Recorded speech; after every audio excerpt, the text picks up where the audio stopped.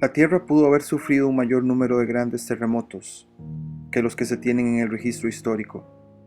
Una investigación sugiere que no hay documentación de la mitad de todos los terremotos de una magnitud mayor a los 8,5 grados en la escala de Richter que ocurrieron en el siglo XIX. Por ello, los científicos están revisando y analizando documentos históricos en busca de los temblores perdidos. Según la Enciclopedia Británica, el mínimo de Dalton, también llamado mínimo moderno, periodo de actividad reducida de manchas solares que ocurrió aproximadamente entre 1790 y 1830, fue nombrado por el meteorólogo y químico inglés John Dalton. La actividad de las manchas solares aumenta y disminuye con más de un ciclo de 11 años. Durante el mínimo de Dalton, el ciclo solar continuó. Sin embargo, el número de manchas solares en el pico de los ciclos solares fue aproximadamente un tercio del observado durante los ciclos solares normales.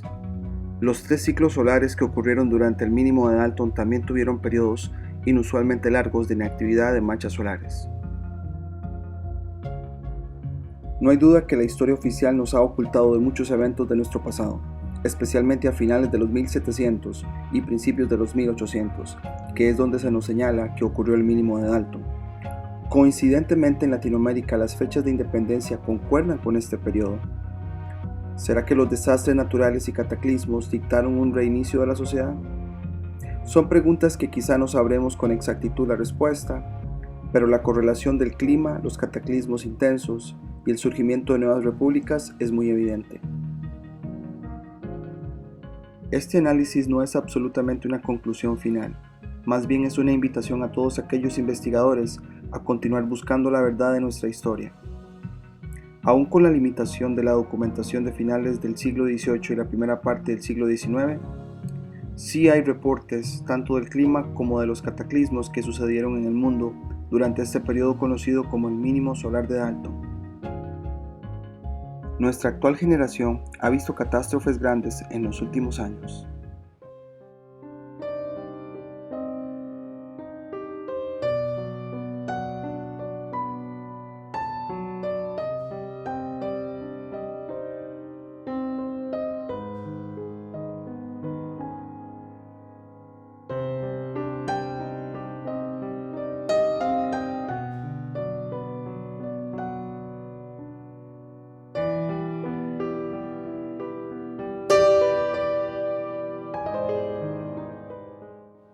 Sin embargo, los eventos narrados en los 1800 parecen ser más intensos de lo que nuestros ojos han visto.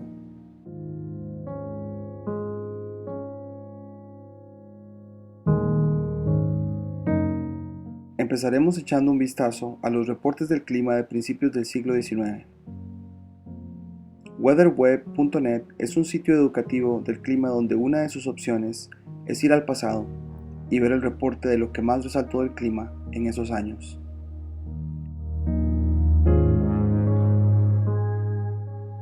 Con respecto al resumen de los primeros 40 años del siglo se afirma: estos primeros 40 años del siglo XIX a menudo contenían referencias a lluvias excesivas e inundaciones. Cabe recalcar que en weatherweb.net mucha de la evidencia es del registro del área de Inglaterra, lo cual limita a saber qué pasó en el resto del mundo. ¿Será que pasaron cosas similares o tal vez peores? En cuanto a Latinoamérica, no hay muchos datos que se puedan encontrar con respecto a la primera parte del siglo XIX.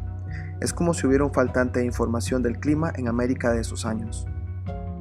Las únicas cosas que podrían sugerir que Latinoamérica pasó por algo similar, como lo descrito a detalle en Inglaterra, es un artículo del Servicio de Información y Noticias Científicas SINC en enero del 2018, muy reciente, donde se afirma que se recuperaron datos del clima de muchas partes de Latinoamérica, pero todavía no están disponibles al público en detalle. Un journal oficial llamado La Climatología Histórica en Latinoamérica, Desafíos y Perspectivas, donde se muestra un mapa de Mendoza, Argentina, en diferentes tiempos, y en la primera parte del siglo XIX se ve más lleno con agua. Además, el estudio se enfoca de 1860 para adelante, pero nada antes de ese año. Y por último, un estudio llamado El clima de la Tierra a lo largo de la historia, donde se nota que no hay datos antes de 1860. Volviendo a WeatherWeb, del área de Inglaterra, una de las cosas que más llaman la atención es que se reportan 7 inviernos severos. Aquí es donde te preguntas, ¿qué necesita un invierno para ser catalogado severo? De 1809 a 1819 se reporta. Después de un periodo relativamente benigno, desde 1790, estos años volvieron a inviernos a menudo duros y veranos inestables, fríos y de mucha agua. La década de 1810-1819 fue la más fría en Inglaterra desde la década de 1690. Ya cuando nos vamos a los detalles vemos, en 1808 la caída de granizo dañino afectó a los condados en el suroeste de Inglaterra por la tarde-noche del día 15 de julio. Según los informes de la época, el diámetro de gran parte del granizo era de 11 centímetros y se registraron muchos daños, incluidas lesiones y muerte de personas a la intemperie.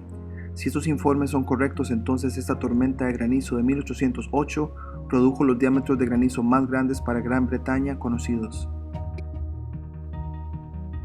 Se sabe que el río Támesis, en Londres, es una amenaza para la ciudad, y por eso es que en 1983 se construye un sistema de barrera tipo presa para prevenir una inundación. En 1979, el diario El País escribió lo siguiente del Támesis. La amenaza de desbordamiento del Támesis no es nueva y ha causado serios desastres en la historia reciente de Inglaterra. La causa de estas inundaciones hay que encontrarlas en el progresivo hundimiento de Londres, que reposa en un débil lecho de arcilla, como consecuencia de la elevación de la costa norte de Escocia, a un ritmo de 33 centímetros por siglo. Sin embargo, en 1809, volviendo a WeatherWeb, se describe un tipo diferente de inundación. Luego, el 24 de enero, lo que se describe como lluvia intensa, junto con el deshielo, produjo un aumento rápido en las aguas del Támesis sobre la superficie casi sólida. El resultado fue una gran inundación que causó mucho daño que, entre otras cosas, eliminó el arco central del puente de Wallingford, parte del antiguo puente en Whitley, y puentes dañados o destruidos río abajo. Ha sido apodado por algunos la Gran Inundación del Támesis.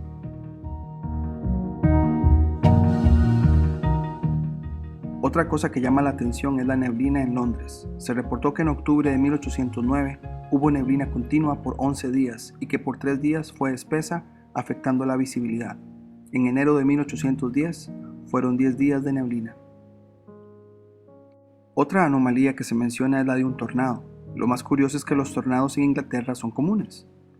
En un artículo del Daily Mail se afirma que Inglaterra es la capital del tornado en el mundo, que tiene la mayor cantidad de tornados por milla cuadrada. Londres tiene un 6% de chance para un tornado y que, curiosamente, el área más común para tornados es el valle que lleva el mismo nombre del río previamente mencionado, Támesis. Según WeatherWeb, lo que se cree que es el tornado más fuerte de Gran Bretaña, conocido y aceptado, ocurrió en diciembre de 1810. Se le ha asignado una categoría de T8 en una escala de 10 puntos. El clima extremo siguió presentándose en Inglaterra al punto que el río Támesis se congeló y las personas lo usaban para esparcimiento. Ya en los 1600 había pasado de hecho, durante el mínimo de Maunder, el cual es el mínimo solar previo al que estamos analizando en este video. Para el lunes 17 de enero de 1814, la tormenta se había vuelto tan severa que los periódicos opinaron que esta era la peor desde 1795. En Dublín la nevada fue tan severa que las personas quedaron atrapadas dentro de sus casas y se informa que no hubo acceso a Canterbury por al menos 6 días. El invierno de 1821-22 se describe de la siguiente manera. Inundaciones significativas a lo largo del Támesis durante los meses de diciembre y enero. Se informaron inundaciones de varias partes del país. También se afirma que este invierno a menudo fue acompañado de tormentas. El 8 de febrero de 1823 se reporta una gran tormenta de nieve en Inglaterra y que la única manera de salir era haciendo túneles en medio de la nieve. Este frío se extendió para que el verano de ese año fuera uno de los veranos más fríos de Inglaterra y Gales. Se reporta inundación del río Támesis de nuevo y las tormentas causando un daño grande en Gales el 17 de diciembre de 1823. Una de las cosas más notables fue lo que se narra la noche del 22 de noviembre de 1824. Una depresión vigorosa, que casi con seguridad produjo un fuerte oleaje, afectó a gran parte de la costa sur de Inglaterra, con los fuertes vientos causando mucho daño lejos de la costa. Un oficial naval comparó la fuerza del viento y sus efectos en las zonas costeras con la de un huracán de las Indias Occidentales. De hecho, en un informe después del evento, se le cita diciendo que la fuerza del viento era mayor que la de un huracán. Mientras todo esto estaba pasando con el clima en estos primeros años de los 1800, había una serie de cataclismos que impactaron al mundo también, especialmente en Latinoamérica, y que complementan la historia del mínimo solar de Dalton. Antes de listar los principales cataclismos, veremos un fenómeno científico que ha sido ligado a terremotos y que de alguna manera no se nos habla muy a menudo: la licuefacción.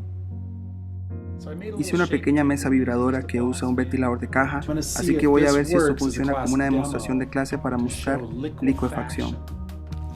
Este es nuestro pequeño macizo húmedo, no consolidado.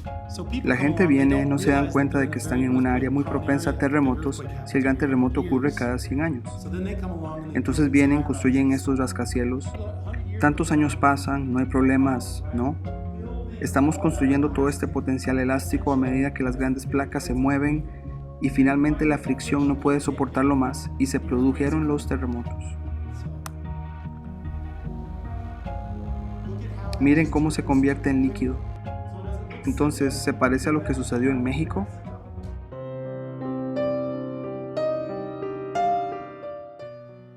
The Enquirer, uno de los diarios de Virginia, de Estados Unidos, el 2 de abril de 1811, reporta lo siguiente del terremoto: que Curracoa y parte de Bonaire en Santo Domingo, antigua capital de Haití, se hundió por un terremoto, escrito en mayúscula, el 9 de febrero con todos los barcos en el puerto.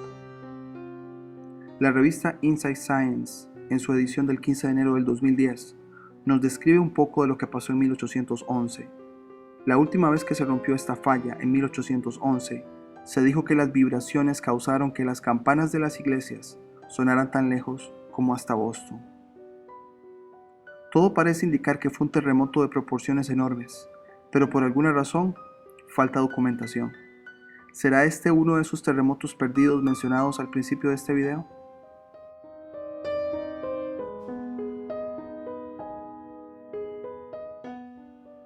A nivel internacional se escucha más de la falla de San Francisco en California, pero la falla de Nueva Madrid en Estados Unidos debe tomarse en cuenta, especialmente porque fue básicamente una temporada de terremotos y sismos que destruyó 5 estados de la nación. El sitio oficial del gobierno de la ciudad de Nueva Madrid del estado de Missouri en su página nos describe lo siguiente: los terremotos de Nueva Madrid fueron los mayores terremotos en la historia de Estados Unidos. Ocurrieron en el Valle Central de Mississippi, pero se sintieron tan lejos como la ciudad de Nueva York, Boston, Montreal y Washington, D.C. El presidente James Madison y su esposa Dolly lo sintieron en la Casa Blanca. Las campanas de la iglesia sonaron en Boston. Desde el 16 de diciembre de 1811 hasta marzo de 1812, hubo más de 2.000 sacudidas en el medio oeste central y entre 6.000 a 10.000 sacudidas en el sureste de Missouri, donde Nueva Madrid se encuentra cerca de la unión de los ríos Ohio y Mississippi. Cabe recalcar que el río Mississippi es el más importante del país y empieza en Minnesota, que es uno de los estados fronterizos con Canadá, y desemboca en el Golfo de México. El sitio de la ciudad de Nueva Madrid continúa describiendo: el Mississippi corría hacia atrás. Después del terremoto del 7 de febrero, los barqueros informaron que el Mississippi en realidad corrió hacia atrás durante varias horas. La fuerza de levantamiento de la tierra a 24 kilómetros al sur de Nueva Madrid creó el lago Reelfoot, ahogó a los habitantes de una aldea india, volvió el río contra sí mismo para fluir hacia atrás, devastó miles de acres de bosque virgen y creó 2 cascadas temporales en el Mississippi. Los barqueros en lanchas planas sobrevivieron a esta experiencia y vivieron para contarlo. El sitio de la ciudad de Nueva Madrid continúa describiendo acerca de las grietas. Como el área general experimentó más de 2.000 sacudidas en 5 meses, la gente descubrió que la mayoría de las grietas que se abrían durante un terremoto corrían de norte a sur, y cuando la tierra comenzaba a moverse, cortaban árboles en dirección este-oeste y esperaban usar el árbol como puente. Hubo personas desaparecidas, que probablemente fueron tragadas por la tierra. Algunas fisuras sísmicas se extendieron hasta 5 kilómetros. Arena hierve. La ebullición de arena más grande del mundo fue creada por el terremoto de Nueva Madrid. Tiene 2,25 kilómetros de largo y 136 acres de extensión, ubicado en el sureste de Missouri, a unos 13 kilómetros al oeste de Hayti, Missouri. Bolas de alquitrán sísmico. Pequeños gránulos hasta bolas de alquitrán del tamaño de una pelota de golf se encuentran en forúnculos de arena y fisuras. Son petróleo que se ha solidificado o nódulos petrolíferos. Luces de terremoto. Las luces destellaron desde el suelo causadas por la compresión de los cristales de cuarzo. El fenómeno se llama sismoluminiscencia. Algo para rescatar del sitio del gobierno es que hace mención a lo que la astronomía y ciencia oficial llaman cometa, de la siguiente manera. Los terremotos fueron precedidos por la aparición de un gran cometa que fue visible en todo el mundo durante 17 meses y fue más brillante durante los terremotos. El cometa, con una órbita de 3.065 años, fue visto por última vez durante la época de Ramsés II en Egipto. En 1811-1812 se llamó cometa de Tecumseh o cometa de Napoleón en Europa.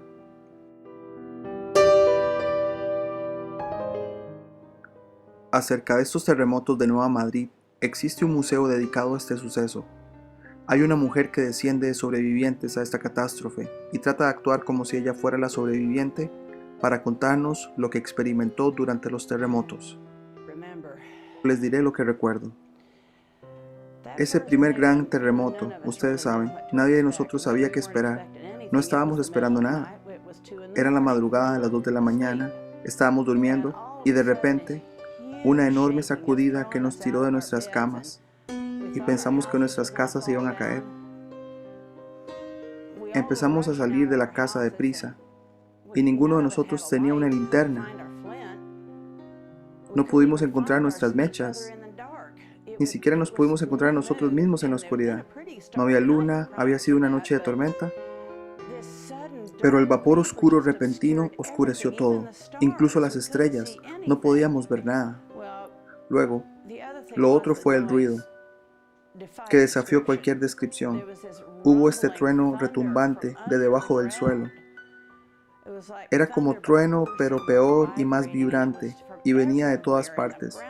El suelo se movía, y cada ave y bestia aérea estaba gritando, y por supuesto la gente estaba gritando y corriendo en todas las direcciones, lo cual fue la manera de cómo nos pudimos encontrar. Fue por medio del sonido. Alguien finalmente pudo pasar a través del humo para ir a una de las casas y conseguir algo de fuego. Así que pudimos hacer una fogata, pero eso fue en la madrugada, que alcanzó para el resto de la noche. Pero a veces simplemente nos acurrucamos en nuestras colchas y esperamos por la mañana. Afortunadamente no estaba tan frío en ese punto de la noche, sin embargo sí se puso frío después. Y esperamos por la salida del sol y pensamos, por dicha al menos tenemos algo de luz y podemos ver. Y ese sol solo había estado arriba por un poco de tiempo y es cuando hubo otra enorme sacudida. Pensamos, ¿cuánto más va a seguir esto? Nadie sabía en ese momento que continuaría por meses. La gran sacudida no fue hasta 3 meses después, en febrero. El primero fue el 16 de diciembre. Luego hubo otro grande el 23 de enero. Y del 23 de enero al 4 de febrero, la Tierra era un movimiento casi continuo, como las olas en un mar apacible. Yo sé que es difícil de creer, pero les estoy contando lo que vi. Y después llegamos a la sacudida más fuerte, el 7 de febrero. Y ese fue el que sobrepasó a todos los demás, y la mayoría de las personas estaban despiertas y salieron seguidamente porque pensaban que se estaba poniendo peor. Nadie sabía realmente que después de esa gran sacudida empezarían a disminuir.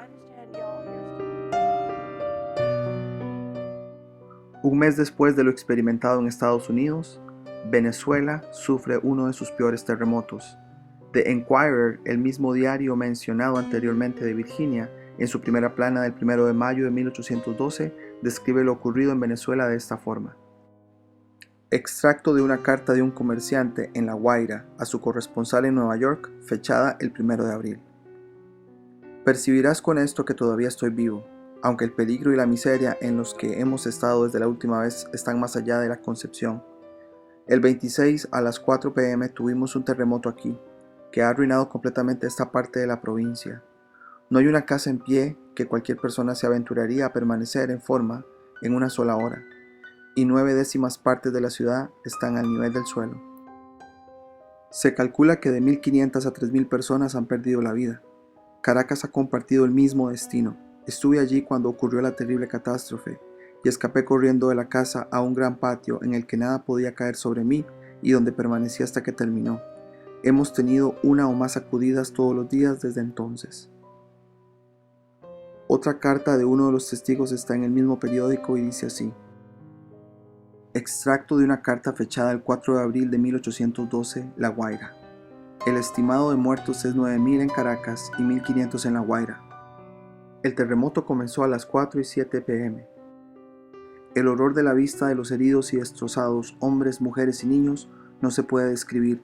Nunca vi algo tan terrible. Todos los muertos, tal como se encuentran, son transportados y arrojados en montones y quemados. La conmoción vino del oeste y continuó de 2,5 minutos a 3 minutos. Previo inmediatamente antes de la sacudida, el suelo se abrió en surcos, nos levantó, dobló y nos retorció con la flexibilidad de un gran mar pesado.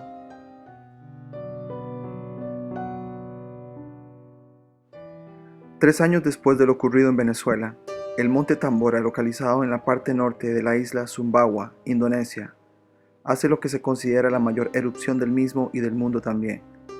Según la Universidad de Berkeley, el volcán mató más de 60.000 personas en lo que hoy día es Indonesia y convirtió el verano en un invierno en el hemisferio norte.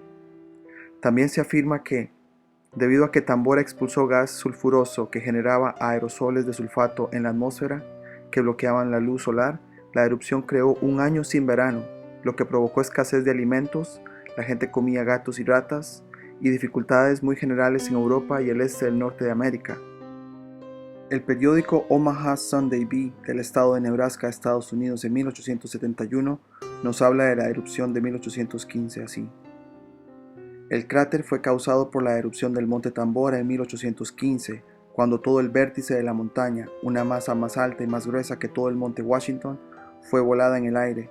Tambora tenía entonces 3.900 metros de altura y 2.400 metros de ella fueron enviados hacia el cielo.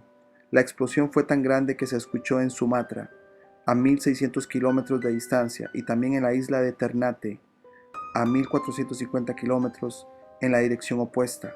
Esa fue una muestra de los fuegos artificiales de la vieja madre tierra en esta parte del mundo. La erupción de Tambora fue una de las más grandes jamás conocidas. Los capitanes de mar me dicen que el océano a kilómetros de distancia estaba cubierto de madera flotante. Había tantas cenizas en el mar que los barcos tuvieron problemas para atravesarlas, y las cenizas llenaron el aire de tal manera que estaba oscuro durante el día, mucho después de la explosión en Java, a cientos de kilómetros hacia el oeste.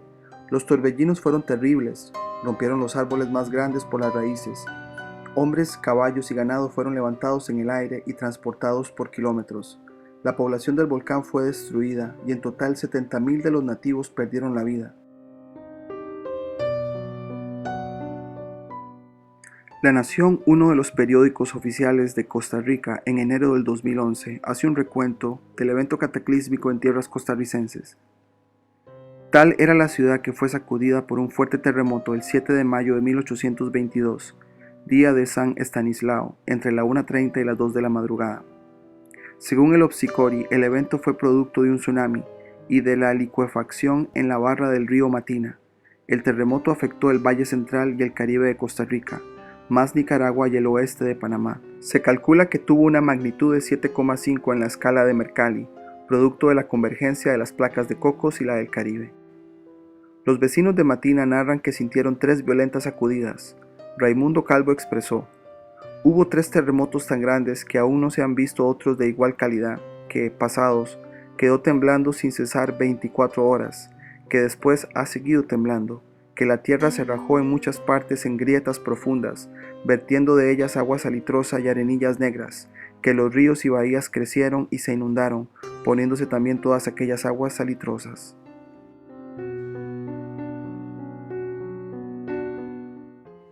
El volcán Vesubio es probablemente el volcán más activo del mundo. El periódico The Minneapolis Journal de Estados Unidos, en su edición del 15 de abril de 1906, describe lo siguiente: desde que Pompeya y Herculano fueron destruidos, el Vesubio ha estado estallando con gran frecuencia. Se han producido 60 erupciones importantes y muchas más de carácter menor. La de 1822 resalta por lo siguiente: Antes de la erupción de 1822, la cumbre del Vesubio era una llanura áspera y rocosa, cubierta de lava y escorias, y se rompía por grandes fisuras de las que salían nubes de humo y vapor. Pero con la explosión de la parte superior se hizo un gran abismo elíptico de casi 5 kilómetros de circunferencia y más de 1 kilómetro de diámetro, que ha sido el más grande hasta la fecha.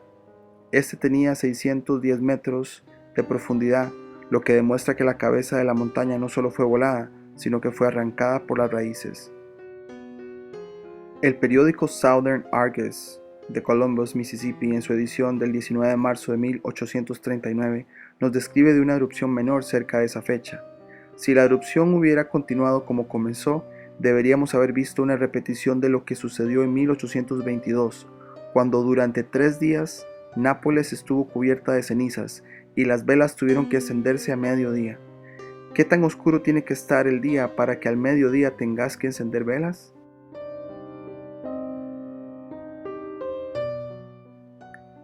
Casi un mes después, Chile experimenta uno de los más importantes terremotos de su extensa historia. Según el sitio sismo24.cl se dice, en dicho 1822 hubo un intenso terremoto en Copiapó. Sin embargo, al ubicarse este asentamiento casi en el borde de lo que en ese tiempo se llamaba despoblado de Atacama, tuvo pocos efectos sociales. Un par de semanas después vino otro aún mayor, y este sí que se ubicó más próximo a la zona central. El 19 de noviembre de 1822, en Valparaíso, hubo un día extraño con gran marejada, pero sin viento. A las 10 de la noche surgió un enorme ruido de la tierra y ésta se movió. Este primer movimiento fue suave, y muchos pudieron salir de sus casas y ponerse a salvo, y esto en buena hora porque vino un segundo movimiento, y con este se desplomaron de golpe todas las iglesias de Valparaíso. El cronista Longville Bowell, citado por Leopoldo Castedo, escribe: el ruido que acompañó al temblor fue espantoso. En vez del ruido normal de los temblores, semejaba a descarga de truenos subterráneos. El terremoto duró 3 minutos, y en ellos el mar se retiró y regresó 3 veces con olas de hasta 4 metros. Pero lo que terminó de crear espanto fue el paso de un meteoro o estrella fugaz. La desesperación popular llevó a la gente a volcarse en la religión, a despecho de la evidencia de que las iglesias estaban tan en el suelo como las casas particulares. Salieron predicadores y religiosos a gritar que el terremoto había sido un castigo del cielo. El Cosmopolita Diario de Santiago de Chile, el 23 de noviembre de 1822, describe el evento de esta manera: el 19 de noviembre será memorable en los anales de los terribles terremotos terrestres en nuestro hemisferio. A las 10:03 de la noche, después de un calor sofocante, se sintió un temblor cual no se había experimentado en este país desde el año de 1730, procedido de un estruendo formidable, amagando la total ruina de la capital. Las vibraciones de la tierra continuaron, y a eso de las 3 de la mañana del 20, hubo un temblor sin ruido sensible y con poca sacudida. Casi media hora después se vio un meteoro, semejante a una conflagración, que produjo instantáneamente la claridad del crepúsculo de la mañana. Hay reportes de más terremotos en 1822, pero solo nos enfocamos en los de Chile y Costa Rica por la cantidad de detalles que ambos presentan.